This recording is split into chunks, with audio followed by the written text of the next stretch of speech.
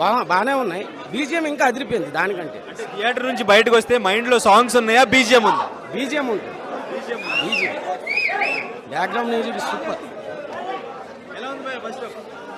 Cinema ఎక్సలెంట్గా ఉంది. Dialogues అయితే చాలా బాగా రాశారు. ఓజీ నుంచి కొంచెం ఎక్స్పెక్టేషన్ తక్కువ ఉండేవి. సో ఇప్పుడు ఏంటంటే ఎక్స్పెక్టేషన్ లేకుండా సైలెంట్గా మంచి డైలాగులు రాశారు కాబట్టి ఎక్సలెంట్. బ్యాక్గ్రౌండ్ స్కోర్ అయితే తమకు చితకొట్టేశాడు. సో డైలాగ్స్ కంటే బ్యాక్గ్రౌండ్ స్కోర్ కొన్ని డామినేట్ చేస్తుంది యాక్చువల్లీ చెప్పాలంటే. సినిమా అయితే ఎక్సలెంట్గా ఉంది. ఇప్పుడు సోఫర్ అయితే చాలా స్పీడ్గా నడిచింది. సెకండ్ హాఫ్ చూడాలి ఎట్లా ఉంటుంది. ఓవరాల్గా అయితే ఎక్సలెంట్. ఫ్యాన్స్కి ఏం కావాలో మొత్తం అన్నీ కలగలిపి, ఉగాదికి షడ్రుచులు ఎలా కావాలో అన్నీ కలగలిపి ఈరోజు అసలైన ఉగాది పచ్చడి మాకు పెట్టాడు హరిశంకర్. జై పవన్ కళ్యాణ్, జై జనసేన.